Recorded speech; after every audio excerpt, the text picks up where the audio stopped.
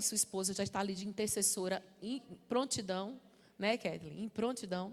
Eles são os líderes que ministram conosco o curso de noivos e como são uma bênção na igreja. E está vindo muito casamento por aí, né, Humberto? Tem pelo menos 4 chegando. Então vai ter muito noivo ainda para ministrar. Glória a Deus. Não é? Eu não sei se só 4. Pode ser que saia mais uns ainda. Vamos orar. Ó, gente, pessoa bem casada fala assim, ó, vamos orar. Não é? Porque quem não é bem casado fala, não, deixa eles namorarem mais um pouquinho. Mas a gente sabe que casamento é bom, né, Kathleen? É bênção demais. Então, glória a Deus. Vamos orar? Eu queria chamar, vem cá, Rafa, fazer essa oração pelo Humberto.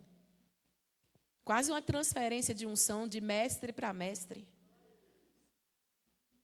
Glória a Deus. Aleluias.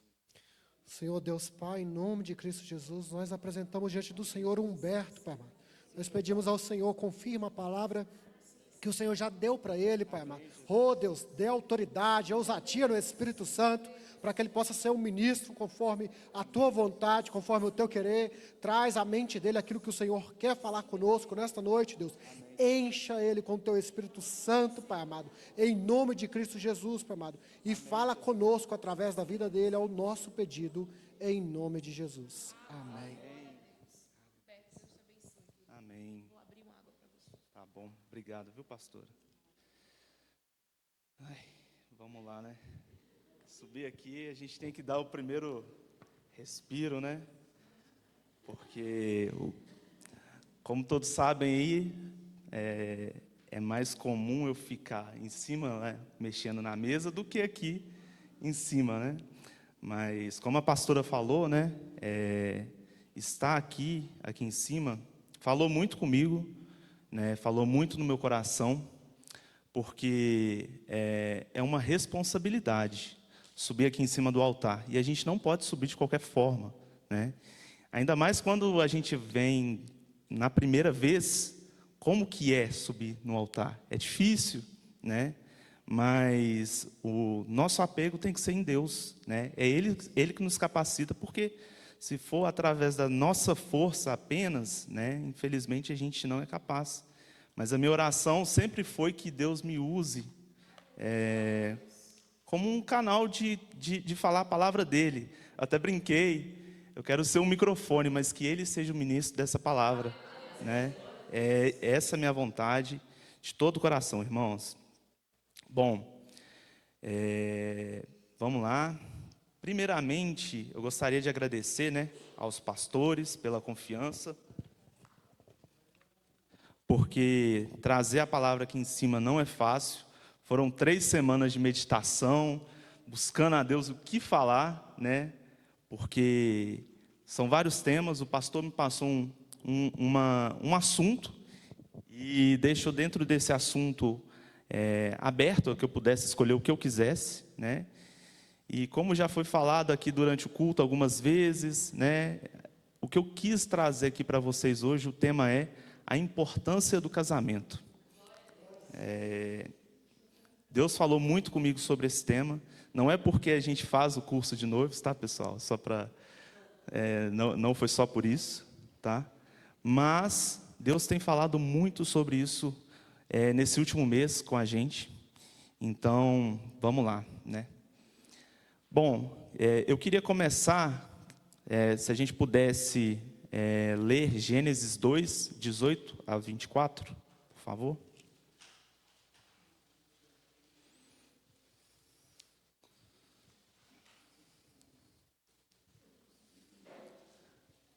Amém? Bom, vamos lá. A formação da mulher. O Senhor disse ainda, né, verso 18: não é bom que o homem esteja só. Farei para ele uma auxiliadora que seja semelhante a ele. Havendo, pois, o Senhor Deus formado da terra todos os animais do campo e todas as aves do céu, trouxe-os a Adão, para que o nome lhes daria. E o nome que ele desse a todos os seres vivos, este seria o nome deles.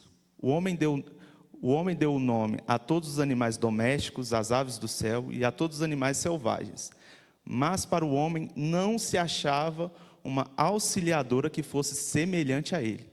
Então o Senhor fez cair um pesado sono sobre o homem, e este adormeceu, tirando-lhe das costelas, e fechou o lugar com carne. E da costela que havia tirado do homem, o Senhor Deus formou uma mulher e levou até ele. E o homem disse: esta, afinal, é osso dos meus ossos e carne da minha carne. Será chamada varoa, porque do varão foi tirada. Versículo 24. Por isso o homem deixa pai e mãe e se une à sua mulher, tornando-se os dois uma só carne. Até aí, pessoal. Como vocês já sabem, né, aqui Gênesis é um dos primeiros temas que a gente sempre estuda, porque está no começo da Bíblia, né? No capítulo anterior, capítulo 1, a gente consegue ver a criação do universo através do Criador, né? O Criador, ele começa criando o céu, a terra, luz, né, as estrelas, ele cria a vegetação, os animais, e no sexto dia, Deus criou Adão, né? Só de uma maneira especial. Deus criou Adão com base na sua imagem e semelhança, né? E através disso a gente pode ver que Adão, ele tinha uma governança sobre as criaturas da terra. Tanto é que Deus fala que ele estava dando, né, os nomes a todos os animais, né, a tudo que estava lá. Entretanto, Adão só não tinha, né, obviamente, ele precisava dar, né, toda obediência ao Criador. Então a gente vê a relação de Criador e criatura. E mais do que isso, eu queria já destacar que a gente tem um Deus relacional. O nosso Deus relacional, ele relacionava com Adão, né? Ele escutava, ele falava com Adão e também ouvia. E a gente pode ver em cima da Bíblia vários e vários momentos que Deus fala de formas diferentes no nosso coração. Deus fala no deserto, né? Deus fala com Adão de forma próxima. Deus fala com nós até hoje através do teu Espírito Santo, né? Então, assim, é importante a gente ressaltar que se Deus criou o homem à sua imagem e semelhança, e Deus é um Deus relacional, o que precisava para Adão? Alguém para ele se relacionar, uma auxiliadora. Por quê? A gente pode ver no primeiro capítulo que é dito que várias vezes o que Deus criava era bom. Só que naquele momento Deus enxergou, assim, eu me imagino Deus parando e pensando, está faltando alguma coisa aqui, né? Está faltando alguma coisa porque ainda não ficou bom o suficiente. Porque já estava bom, mas podia melhorar, né? Então, por isso, Deus traz a criação, né, de Eva, através, né, do que fala da costela de Adão e tudo mais. Então, meus irmãos, o primeiro ponto é o seguinte: o homem, para ele ser completo, ele precisa de uma companhia. Ele precisa de uma parceira idônea ao seu lado, né? Já no versículo 24, que é aquele que ainda mais me enche os olhos, é dito assim, por Deus: por isso o homem deixa pai e mãe e se une à sua mulher, tornando os dois uma só carne. Essa narrativa, se a gente for pegar em questão de exemplo, ela está relacionando, culminando numa cerimônia de casamento. É o primeiro casamento descrito na Bíblia, a união de Adão e Eva, né? Então a gente pode ver, já no começo da Bíblia, que Deus ama o casamento. Deus ama o casamento. Casamento, família, é uma instituição de Deus. Então Deus sempre vai buscar estar mantendo a sua instituição de pé. Essa é a vontade de Deus, né? Então, a gente vê que ao longo da Bíblia, Deus utiliza o casamento de várias formas, sempre com um propósito de mostrar a sua relação com o povo, né? Deus fala sobre família, e falar de família é falar de casamento, né?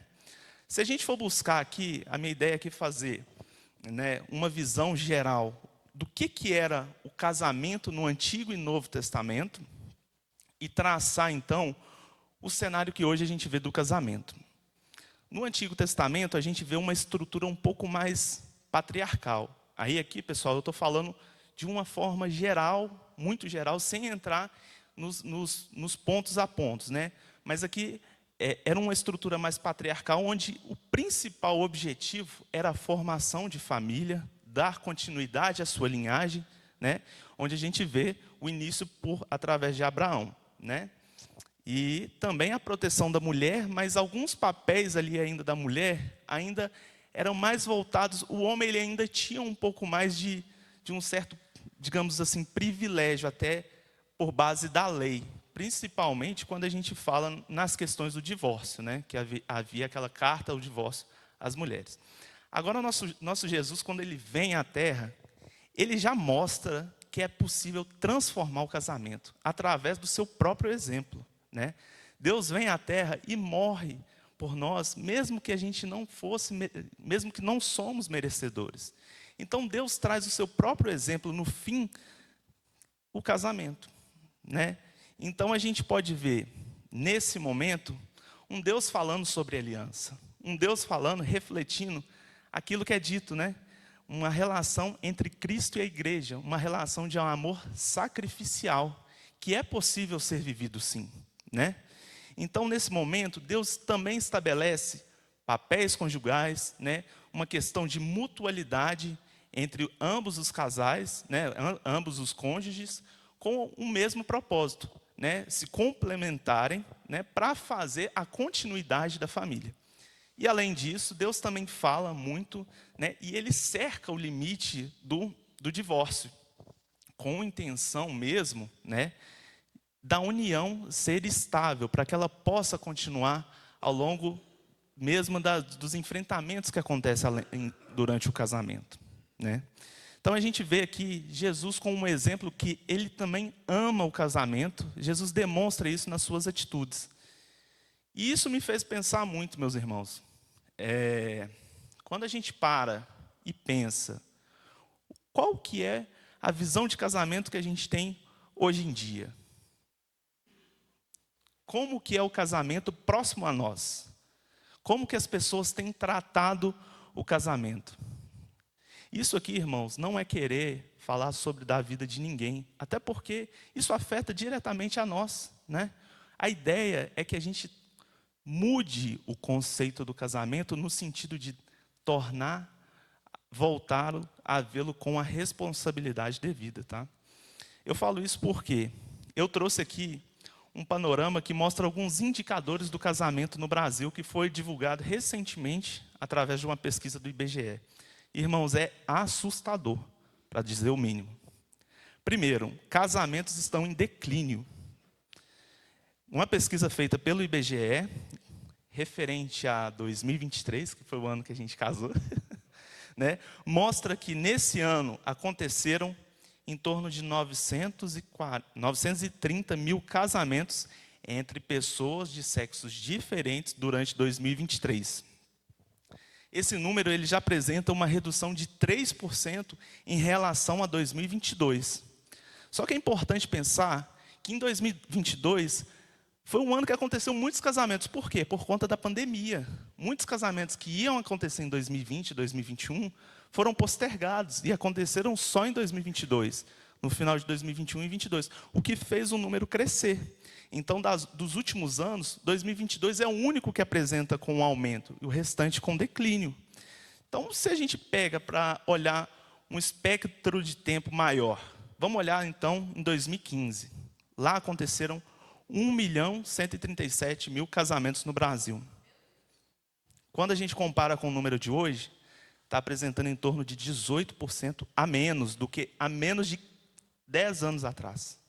Ou seja, o casamento está com um motivo acelerado, né, em redução. O declínio está muito rápido. Em contraste, o que a gente deve olhar? Os divórcios. Números de divórcios em alta, irmãos. O Brasil, mesmo em 2023, apresentou 440 mil divórcios em 2023. Então, se a gente parar e pensar a relação de divórcio e casamento, no mesmo ano casaram 940 mil e 440 mil divorciaram, a gente chega na seguinte conclusão: a cada 2 casamentos existe um divórcio no Brasil. Um número assustador. E falando mais perto da gente, Minas Gerais ficou em 5º lugar no ranking de maior taxa de divórcio entre todos os estados do Brasil. Além disso, a gente pode olhar também em relação ao prazo. Os casamentos que se terminam hoje, eles duram em torno de 13 anos, né, entre casamento e divórcio. E antes eles duravam em torno de 16 anos, falando de 2010. Ou seja, o tempo de casamento ele também diminui. E por último, a gente pode olhar o impacto que isso traz na família. Eu quis trazer só um indicador que me chamou muita atenção. Em 2023, 46% dos divórcios que aconteceram envolviam casais com filhos menores de idade.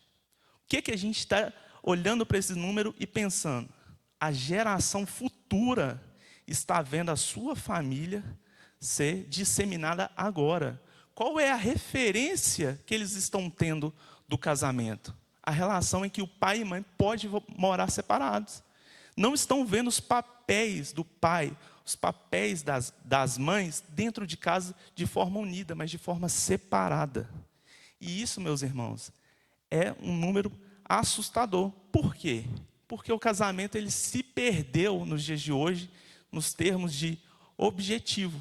Antes, o casamento ele era feito para glorificar a Deus, para mostrar que existe uma união, e uma união entre homem e união junto a Deus. Mas ele se perdeu. Por quê? Ele parou de promover a ideia de nós, para promover a ideia de eu. Ele perdeu a sua essência, né?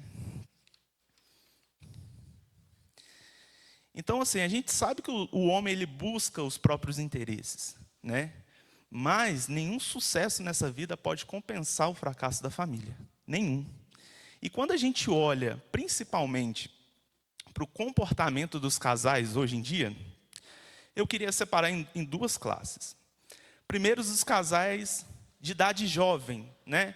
22 anos, 25 anos, 27 anos, que estão se casando agora. Qual que é o principal cenário que a gente vê? Esses casais, em muitos casos, não generalizando, mas em muitos casos, o que acontece? Eles desconhecem, né, a responsabilidade do casamento. E o que isso acontece? O que isso gera? Eles acabam, né, tomando atitudes por impulso. E hoje a nova geração, o que eles buscam? Trocas, mudanças radicais de forma rápida, nas primeiras dificuldades. Então não existe mais um casamento entre jovens que resiste uma primeira luta, que resiste uma primeira fraqueza. Irmãos, nós somos pecadores, nós vamos errar. Não existe essa de achar que outra pessoa é perfeita, nós vamos errar como sempre erramos. Então a gente tem que ter uma resiliência sobre o casamento, senão a gente vai impactar no que está acontecendo agora e no que vai acontecer lá na frente, na futura geração. E em segundo ponto, eu queria falar sobre os casais que já têm em torno de 30, 40, 50 anos. E aqui, irmãos, não estou falando ninguém da igreja não, tá bom? Mas o que a gente vê, infelizmente? Esses casamentos estão numa fase de estagnados. Não há mais processo, né?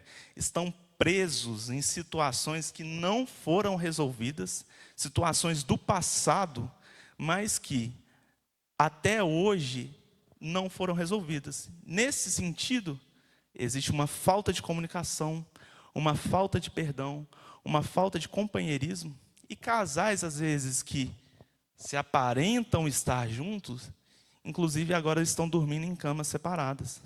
Infelizmente, irmãos. Esse é o cenário de muitas pessoas. Mas o meu objetivo aqui, então, é mostrar para vocês o porquê que o casamento é importante. Por isso foi dado o tema, né? Então, eu queria trazer 3 pontos do porquê o casamento é importante. O primeiro ponto é: o casamento é importante porque ele revela o plano de Deus para o homem e para a mulher. Isso para a gente é fundamental. O porquê que o homem existe, o porquê que a mulher existe. Para a gente casar, para a gente viver, tudo que a gente for fazer, a gente precisa entender o que a gente faz.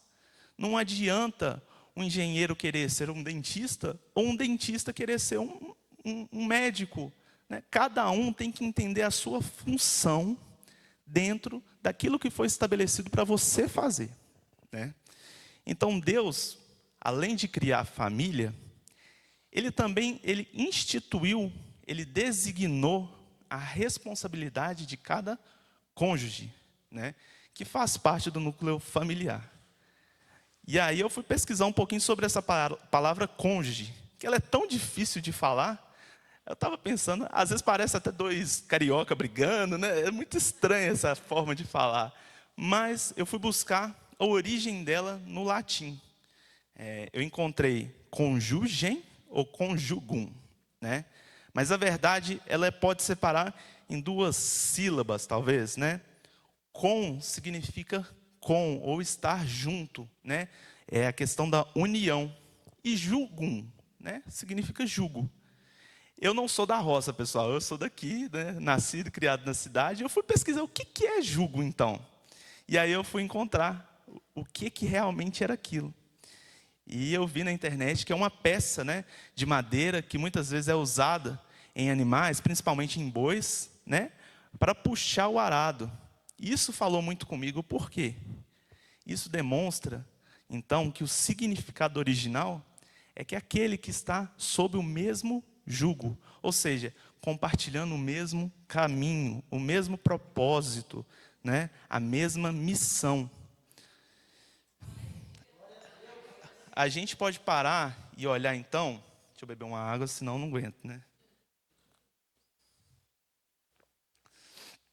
Em Mateus 11, 29 e 30, é falada essa palavra jugo. E aí eu me lembrei dessa palavra.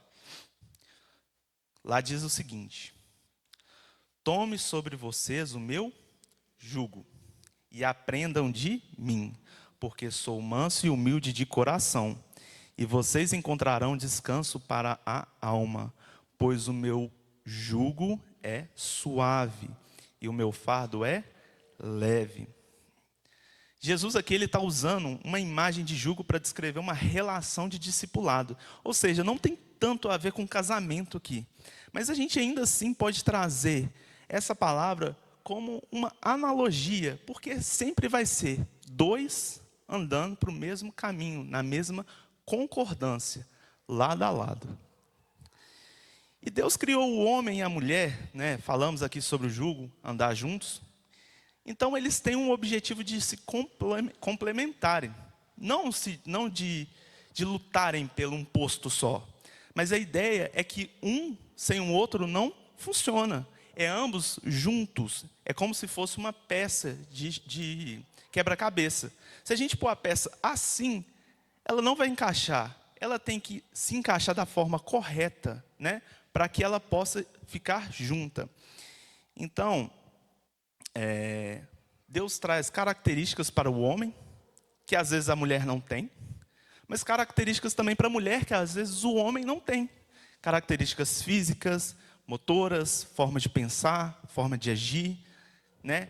Mas quando você casa, muitas das vezes você vê aquilo na pessoa e você fala, nossa, aquilo, eu não tinha aquilo.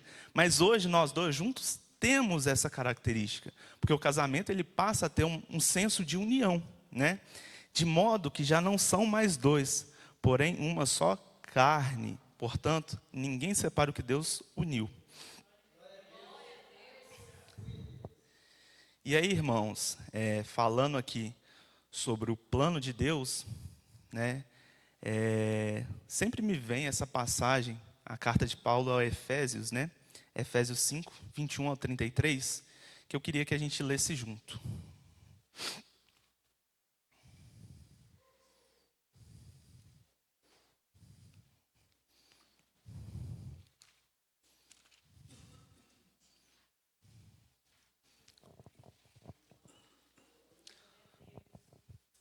Amém? Aqui na minha Bíblia ele diz o lar cristão, marido e mulher. Começando no versículo 21, tá? Sujeitem-se uns aos outros no temor de Cristo. Esposas, que cada uma de vocês se sujeite ao seu próprio marido, como ao Senhor. Porque o marido é o cabeça da esposa, como também Cristo é o cabeça da igreja, sendo ele próprio o salvador do corpo. Como, porém, a igreja está sujeita a Cristo, assim também a esposa se sujeite em tudo ao seu próprio marido. Maridos, que cada um de vocês ame a sua esposa, como também Cristo amou a igreja e se entregou por ela, para que santificasse, tendo-a purificado por meio da lavagem da água pela palavra, para apresentar a si mesmo como igreja gloriosa, sem mancha, sem ruga, nem coisa semelhante, porém santa e sem defeito. Assim também o marido deve amar a sua esposa como ama o próprio corpo. Quem ama a esposa, ama a si mesmo, porque ninguém jamais odiou o seu próprio corpo. Ao contrário, alimenta e cuida dele, como também Cristo faz com a igreja, porque somos membros de um corpo, de seu corpo, na verdade. Eis porque o homem deixará o seu pai e a sua mãe e se unirá à sua mulher, tornando-se os dois uma só carne. De novo, a gente vê essa relação. Grande é este mistério, mas eu me refiro a Cristo e a igreja. No entanto, também quanto a vocês, que cada um ame a sua esposa como a si mesmo e que cada esposa respeite o seu marido. Aqui esse texto para mim ele é chave. Ele descreve de forma clara o que Deus quer da esposa e do marido. Aqui Deus foi objetivo, foi claro. Mas a Bíblia, irmãos, cada vez mais que a gente lê, mais Deus nos mostra o quanto Ele é perfeito, o quanto Ele pensa nos detalhes. Se você parar para perceber, foi o que eu percebi, antes de Deus falar das esposas e dos maridos, Deus fala de modo geral. É o primeiro versículo, versículo 21. Sujeitem-se uns aos outros no temor de Cristo. Não é só o marido, não é só a mulher, é os dois. Existe uma mutualidade em ceder a autonomia, é honrar um ao outro e também Cristo. E no finalzinho desse mesmo versículo, Deus diz, no temor de Cristo. E essa palavra sempre me chamou muita atenção, porque no temor, às vezes parece ter medo de Cristo. Como então seria um casal que tem medo de Cristo? Não faz sentido, né? Mas eu fui pesquisar um pouco mais sobre essa palavra, e no temor, irmãos, não é ter medo, mas sim reverência. Temê-lo significa curvar diante dele, admirados pela sua glória e beleza. Ou seja, é saber que Deus é o dono da nossa casa, é o dono do nosso lar, é o dono do nosso casamento, irmãos. É esse o propósito de Deus, mostrar que devemos fazer o nosso papel, mas também sempre, sempre no temor de Cristo. Então, nesse momento eu entendo que esse é o alicerce do lar. Deus fala de forma geral, mas também sempre referente a Ele próprio, Está firmado junto a Ele. Bom, seguindo aqui então, existem as instruções para as esposas. E aqui tem uma parte que é um pouco polêmica, mas a gente sabe que a gente está numa igreja que é temente a Deus, irmãos. E nós não vamos perder o significado das palavras, porque nós entendemos o que está na palavra.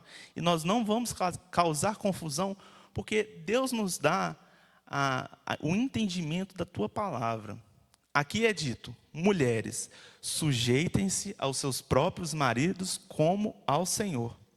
Irmãos, submissão não é ser tratada com inferioridade, não é ser colocada de canto, não é ser menos importante do que o homem, pelo contrário, é estar junto ao homem. E a submissão, ela é voluntária, ela não há exigências para que ela seja concedida. Se houver, não provém de Deus. Tanto é que Deus amarrou isso no primeiro versículo que a gente leu. Se houver algo que force, que coloque uma imposição sobre essa liderança, não provém dele. Se existe briga, desrespeito, grosseria, que faça com que, de certa forma, haja uma submissão, Nosso Deus não é assim, irmãos. Nosso Deus é um Deus amoroso. É um Deus, irmãos, um Deus carinhoso, um Deus que sempre está lá conosco, irmãos. Não é um Deus de violência, não é um Deus que vem falar com grosserias, mas um Deus manso. Então, aquilo que a gente precisa desfazer é mudar o conceito dessa submissão, mas entender que a mulher está sobre a missão do marido, que é responsável pelo lar. E a esposa está junto. Tanto é que a gente viu lá em Gênesis, que quando Deus avalia a criação, ele vê que o homem sozinho é incompleto. Ele precisa de uma ajudadora, ele precisa de um complemento, ele precisa da ajudadora idônea para que ele possa atingir os seus objetivos em conjunto, né? Então, irmãos, essa é a instrução para as esposas, né? Sujeitar os próprios maridos como no Senhor, porque o marido é o cabeça da mulher, como Cristo é a cabeça da igreja, sendo este o mesmo Salvador do corpo, né? Instruções para os maridos. Maridos, amem cada um a sua mulher, como também Cristo amou a igreja e se entregou por ela. Essa passagem me marca demais. Irmãos, vamos ser sinceros aqui. O que Deus fez por nós na cruz? O que Deus fez por nós na cruz? Nós não merecíamos, irmãos. Não merecíamos. Se fosse por merecimento, não haveria aquilo dali, meus irmãos. É amor. E a gente para pensar, Deus é Deus. Ele precisava descer lá do seu conforto para nos mostrar? Não, ele poderia vir com um filho rico, poderia vir de várias formas, mas ele quis vir como um homem simples, capaz de sujeitar a princípios de homens que ele poderia e saberia muito mais, né, do que aqueles homens, mas foi um homem humilde e que se sujeitou à morte na cruz. Isso é demonstração de amor, irmãos. Então, quando Deus nos fala que o homem, ele também deve amar a sua esposa como Cristo amou a igreja, é um convite muito importante. A gente não pode banalizar o casamento. Aqui a gente está falando de um amor sacrificial e não um amor romântico. A ideia aqui é que exige sacrifício, que existe renúncia, que existe, irmãos, um amor capaz de superar todas as barreiras. É um amor que se aproxima do amor ágape. Não é um amor eros, mas um amor ágape. E aqui eu quis trazer para vocês que esse tipo de amor, ele tem alguns sentidos práticos, né? Ele é uma decisão, ele é uma escolha consciente de amar, ele não é a obra do acaso, não é porque eu te vi pela primeira vez que eu apaixonei, não, é amor consciente. Ele é um compromisso baseado na fidelidade e permanência. Ele suporta diante das falhas a renúncia, a força, ele está findado junto a Deus. Ele exige também, irmãos, ação. Deus não é um Deus de ficar parado, não é um Deus que deixa as coisas acontecerem, e não é isso que Ele quer também para o nosso casamento. A gente precisa de ações como serviço, perdão e cuidado dentro do casamento. E também é um amor incondicional, como a gente já falou aqui, né? Não existe condições, não possui retorno. É assim porque Ele nos ama e sempre nos amou e sempre vai nos amar, né? Deus prova o seu amor para conosco em que Cristo morreu por nós, sendo nós ainda pecadores, irmãos. Então, irmãos, a responsabilidade do marido não é dominar, mas liderar em serviço, cuidado e renúncia, né? Amar a esposa também é amar a si próprio, né? Ou seja, um amor conjugal com uma extensão do seu próprio ser. Então, irmãos, esse era o primeiro ponto que eu queria trazer para vocês. O segundo é, né, seguindo aí o porquê o casamento é importante, porque é nele que nossas histórias se encontram, né? Vamos pensar aqui o que quer dizer isso. Eu tenho uma história, a minha esposa tem uma outra história. Vivemos 20 e tantos anos, ou 20 e poucos anos, separados, e em algum momento a gente foi morar debaixo do mesmo teto. E aí? Cada um com seus traumas, padrões de vida, crenças, discordâncias, entendimentos diferentes. E a gente precisa alinhar tudo isso para viver uma vida saudável de forma conjugal, né? Por quê? Porque senão haverá conflitos. E mais do que conflitos, irmãos, se isso não for tratado, isso aí vai ser levado para a próxima geração.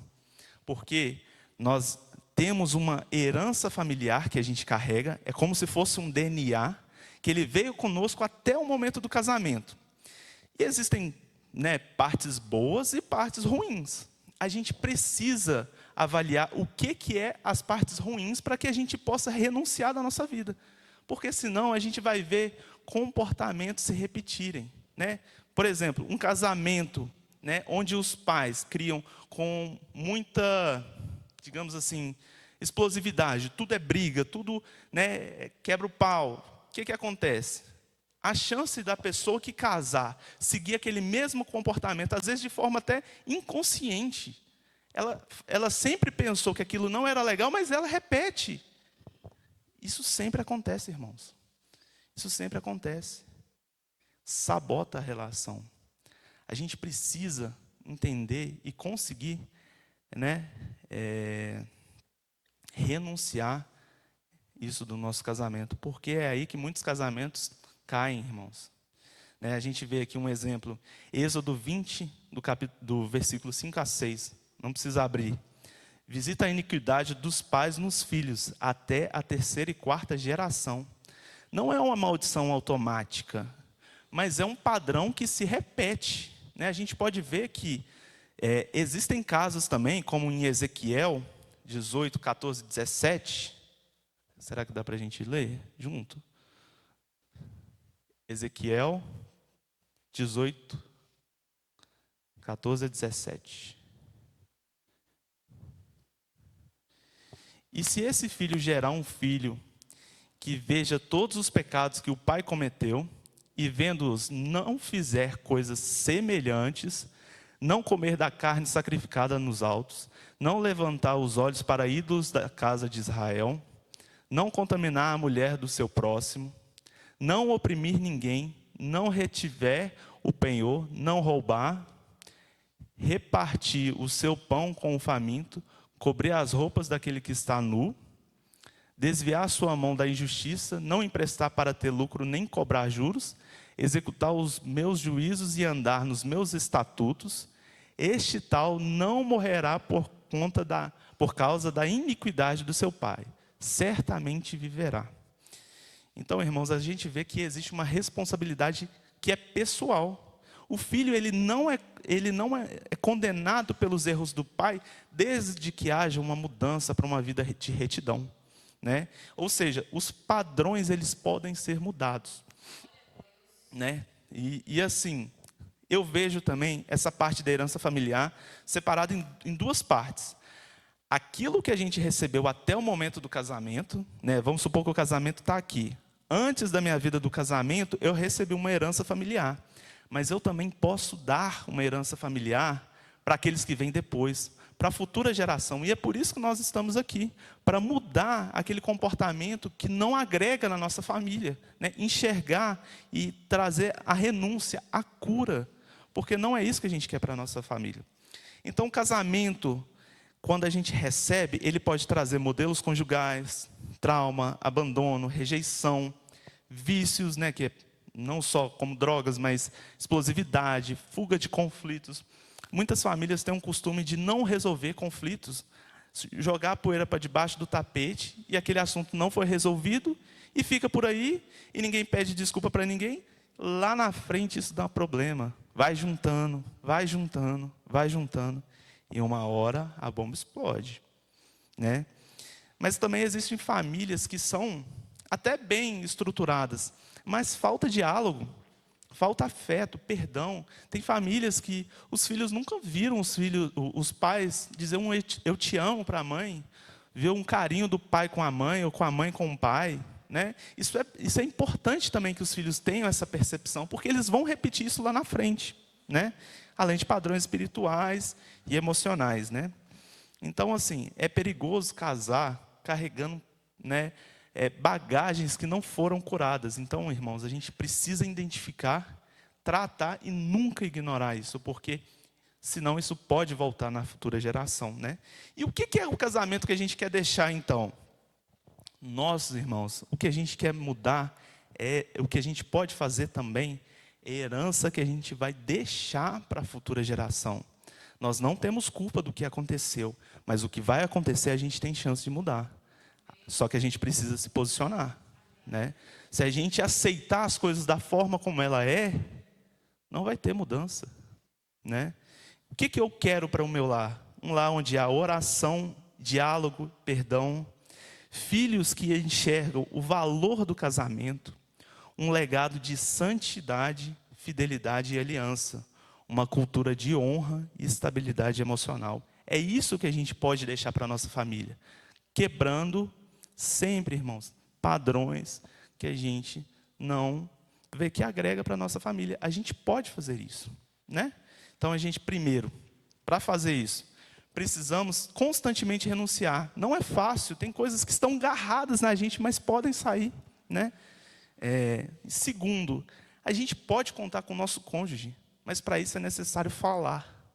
Ninguém consegue adivinhar nada. Ninguém consegue adivinhar nada. E como o Glauber já falou aqui em cima, o falar também cura. Então é importante que uma pessoa escute de você que você está dando perdão a ela. Como também o contrário. Sempre fale, não só esperem das pessoas, né? Mas o maior, irmãos, foi uma passagem que eu vi aqui nessa Bíblia, na verdade até uma parte de estudo, que deixou uma frase aqui que mexeu muito comigo. Jesus é o segredo de toda mudança real e profunda. Ele é a nossa maior herança familiar. Nossa esperança de glória é nele. Se você não tem uma família em quem se espelhar, apegue-se a ele. A gente ainda tem uma herança familiar, se voltar, estamos juntos com Jesus. Ele nos abençoa. Vamos lutar pela nossa família. Em terceiro ponto, irmãos, caminhando para o final, né? Tem que falar igual o pastor João, né? Caminhando para o final. Nunca sei se o caminhando para o final é na metade ou se está 80%, 90%, né? Caminhando para o final, o terceiro ponto, né? Vamos relembrar. O primeiro é porque o casamento é importante porque revela o plano de Deus para o homem e para a mulher. O segundo é porque nele as nossas histórias se encontram. Em terceiro lugar, irmãos, o casamento é importante porque nele encontramos a cura e restauração, né? É possível ter um casamento saudável. Isso aí não é história, isso aí não é banal, isso aí não é brincadeira. É possível sim, né? Mas existe uma coisa que precisa ter num casamento, que é o perdão. O perdão fala muito comigo, irmãos. O perdão, para mim, ele é uma característica, qualidade que identifica casais saudáveis. Casais que não sabem pedir perdão, se humilhar, irmãos, vai estar faltando alguma coisa. Existe reconciliação constante. É um compromisso diário de recomeçar. Por quê? Como eu disse, nós somos falhos, nós somos pecadores. E qual é a característica principal do pecador? Pecar. Ele vai sempre errar, nós vamos sempre errar. E aí não faz sentido. Como que um pecador não sabe pedir perdão se ele vai sempre errar? Que ciclo é esse que a gente está? Eu acho, na minha concepção, que o perdão, ele é o ponto principal para nossas vidas. Não só dentro do casamento, mas como qualquer relação. Porque nós somos pecadores. E a gente precisa virar esse jogo, irmãos. Tem uma historinha aqui, né? Bem curtinha, são 2 frases só. Mas um casal de idosos, né, foram perguntados uma vez, como que vocês ficaram juntos por 60 anos? E a resposta foi, nascemos numa época em que quando algo se quebrava, a gente consertava e não jogava fora. E é isso que a gente vê muito hoje em dia. Na primeira trinca, não precisa nem quebrar, né? A gente já está jogando fora, a gente já está buscando um novo, a gente não tem tempo, não tem interesse intencionalidade de estar ali, né? Deus é um Deus de renovo, irmãos, um Deus que pode trazer uma nova visão para a nossa vida, mas a gente precisa querer, a gente precisa dar um passo à frente, a gente precisa se colocar à frente para ser usado, né?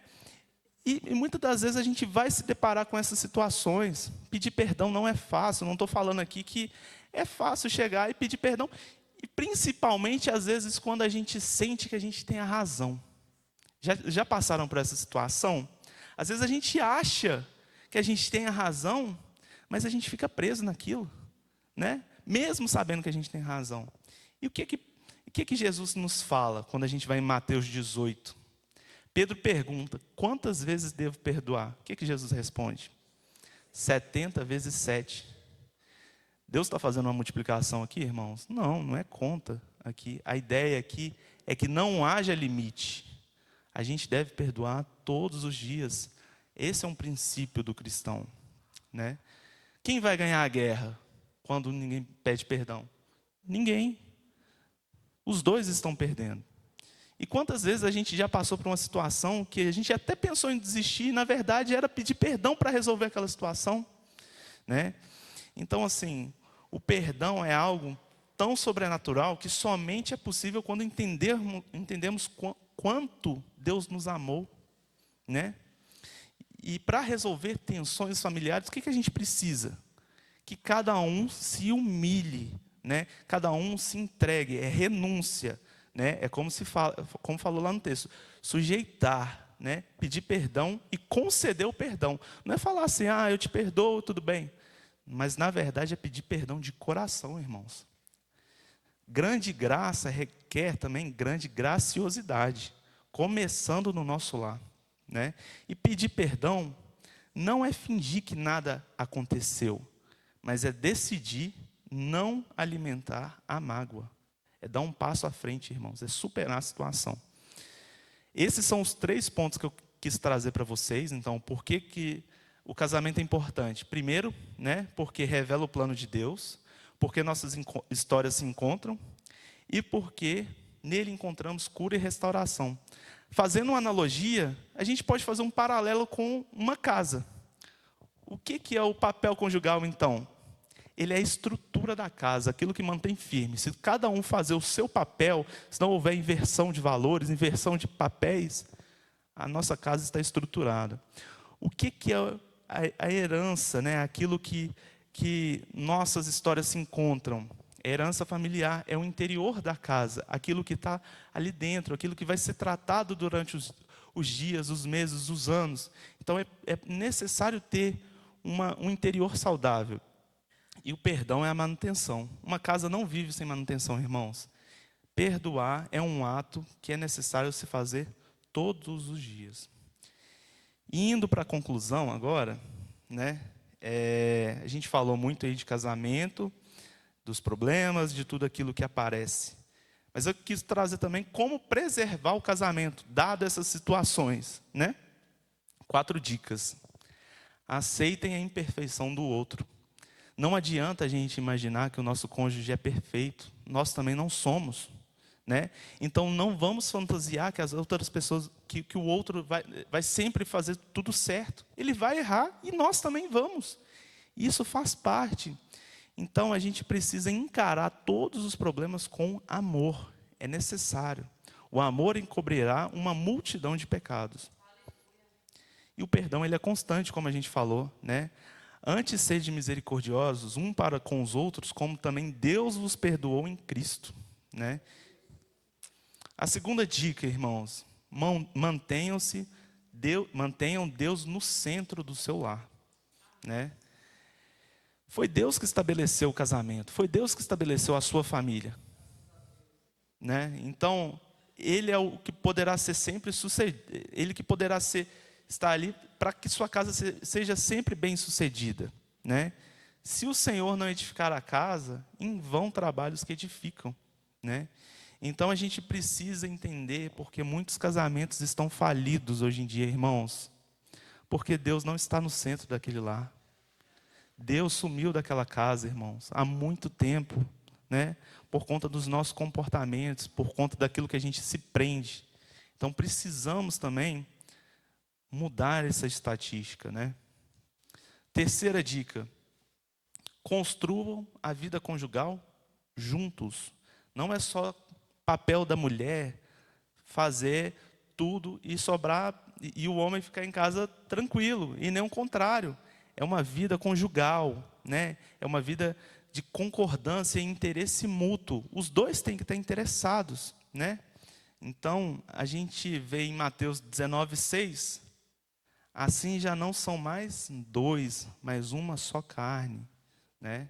Então, a gente precisa sempre construir a vida juntos. E não podemos esquecer disso. Não é papel só de um. E a última dica, irmãos: intencione-se em permanecer o seu casamento do começo ao fim, né? Ainda em Mateus 19:6, Jesus conclui como: portanto, o que Deus uniu, não separe o homem, né? Infelizmente, como a gente disse, é muito comum hoje em dia o casamento virar um acordo. Perde-se a aliança, perde-se o propósito. E o casamento, ele perde-se o objetivo. Mas Deus nos quer que tenhamos um casamento firme. O divórcio não é a solução, irmãos. O divórcio nunca foi uma solução. Lógico, a gente não está falando aqui em todos os contextos, mas não é a solução. A solução está em Deus, a solução está em Jesus, meus irmãos. E é isso que eu queria trazer para vocês, porque assim, o casamento é o que rege a família futura. Precisamos pensar no hoje, mas também no amanhã. Então a gente precisa ter a intencionalidade, né? Sempre pensar como manter a minha família firme dentro dos propósitos de Deus, para que a gente possa, né, transmitir para quem vem depois uma herança familiar boa, saudável, né? Vamos lutar, batalhar diariamente, irmãos. Sabemos que não é fácil, sabemos que é uma renúncia diária, é um compromisso que nós temos um com o outro, né? Vamos colocar nossas famílias e casamentos sempre em oração, né, nas mãos do Senhor, porque com Ele vai cuidar do nosso lar. Amém? É isso.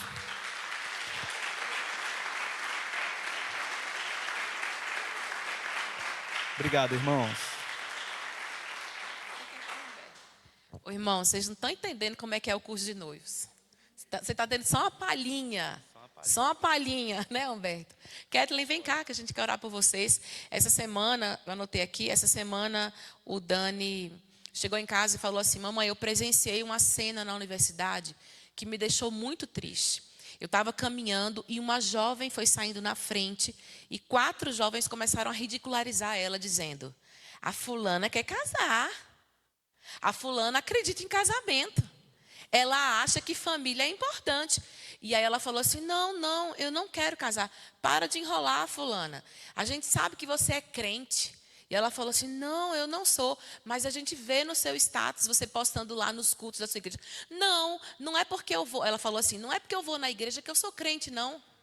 Gente, ela conseguiu negar Jesus sem uma arma na cabeça. Porque a sociedade não acredita mais na família. Não acredita mais no casamento. O Dani falou assim: mamãe, era uma jovem. Ela devia ter o quê? Uns 18, 19 anos. Mas quando começaram a ridicularizar ela e falaram assim: você é do patriarcado. Essa linguagem que vocês já conhecem. E a menina desfez tudo. E ele ficou de longe olhando. Ele falou: mamãe, não tinha nenhuma arma na cabeça dela. Era só sobre família. E ela não conseguiu ficar firme. Irmãos, a sociedade tem ensinado para os nossos filhos que o casamento não é relevante.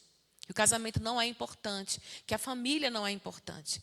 E eu quero declarar, e nós ouvimos isso aqui. Eu nem sabia que você ia ministrar sobre isso, né, Humberto? Eu falei: ora pela sua casa, ora que a sua casa não vai ter divisão, vai ser o mesmo propósito, né? E Deus, assim, está falando com a igreja. É tempo de nós nos posicionarmos. A voz profética está sobre a igreja. Então vamos nos levantar e proclamar: Deus ama a família. Ele começou o Gênesis com um casamento e vai terminar o Apocalipse com um casamento. Porque Ele ama a família. Então fique de pé no seu lugar. Nós vamos orar. Humberto, muito obrigada. Nós fomos grandemente enriquecidos e abençoados nessa noite. Quem foi abençoado com essa palavra? Glória a Deus. E que nós queremos ouvir outras vezes, né, Humberto? Amém? Então, que Deus te abençoe. Vamos orar e depois nós vamos encerrar. Mas o pastor João me mandou um WhatsApp ali. Amor, você não avisou que essa semana tem ceia do Senhor domingo. Né? Ele fica... É porque eu esqueço, irmãos. E ele anotou no papel. Só que eu fiquei procurando papel e eu perdi o papel. Gente, eu não presto para aviso, gente. Olha, você vê, nós temos ceia do Senhor domingo, então não falte, irmãos. Olha, houve um tempo, né, Rô, que ninguém faltava na ceia. Hoje o povo ceia quando quer. Não, gente, ceia é um privilégio. Né? Quem dera, né, Rafa, nós ceiássemos todo domingo. Poderíamos fazer isso todo culto, mas é uma vez no mês. Então não falte na ceia do Senhor. Também nós teremos a semana de oração. Irmãos, 6 dias pelos últimos 6 meses do ano. Vai começar domingo agora. Então, domingo, segunda, terça, quarta, quinta e sexta. Nós vamos nos encontrar todos os dias aqui na igreja por 1 hora. Domingo às 18 horas e segunda às 19h30 até às 20h30. Gente, o pastor João segue à risca. Começa às 19h30, termina 20h30. Mas vão ser 6 dias aqui em oração, jejum, clamor, joelho, lágrima e muita adoração. Muita adoração. 6 dias pelos 6 meses do ano. Amém? Não fique em casa. Deixa eu ver se eu esqueci. E a Bia, linda, Bia, Deus te abençoe. Ela falou assim, pastora, se o pastor João estivesse aqui, ele ia me pedir para fazer chá, porque hoje está frio. Então tem chá lá fora. Então, terminou o culto, você vai tomar chá lá. Obrigada, Bia, Deus te abençoe. Levante suas mãos, vamos abençoar. Fala. Domingo também tem cantina. Tem o quê? Gente, domingo o Louvor Kids vai apresentar. Então vai ser bênção demais. Sábado tem... Não, é dia 19, não? Não, é 19. É 19, mas está chegando. A nossa escola bíblica de férias das crianças vai ser no dia 19, em parceria com o Clube da Leitura. Não é isso? Gente, elas estão preparando algo maravilhoso. Vai ser bom demais. Ai, Jesus, é bom demais ser igreja, né, irmãos? Glória a Deus, aleluia. Levante suas mãos, vamos abençoar a vida dos nossos irmãos. Pai, muito obrigada, Senhor, pela vida do Humberto, da Kathleen, por tudo que o Senhor tem gerado na vida deles e tudo que o Senhor ainda vai fazer através da vida deles. Nós, como igreja, agradecemos ao Senhor, porque o Senhor tem feito maravilhas no nosso meio. Obrigada pela palavra que instrui, pela palavra que alinha, pela palavra que edifica, pela palavra que confronta, pela palavra que também traz ânimo, encorajamento. Que o Senhor abunde na vida desse casal, em toda sorte de bênçãos, em provisão, em alegria, em amor, em todos os dias terem paz na sua casa, comunhão, que eles cresçam em graça, em conhecimento do Senhor e possam transbordar na vida de muitas famílias, para a glória do teu nome, Senhor, em nome de Jesus. Amém. Levante sua mão. Que o amor de Deus, o nosso Pai, que a graça do nosso Senhor Jesus e as consolações do Espírito Santo repousem sobre nós, a igreja amada do Senhor, hoje e sempre. Amém. Querido, sábado, formatura da UDF, não falte, vem prestigiar. Amém. Deus abençoe.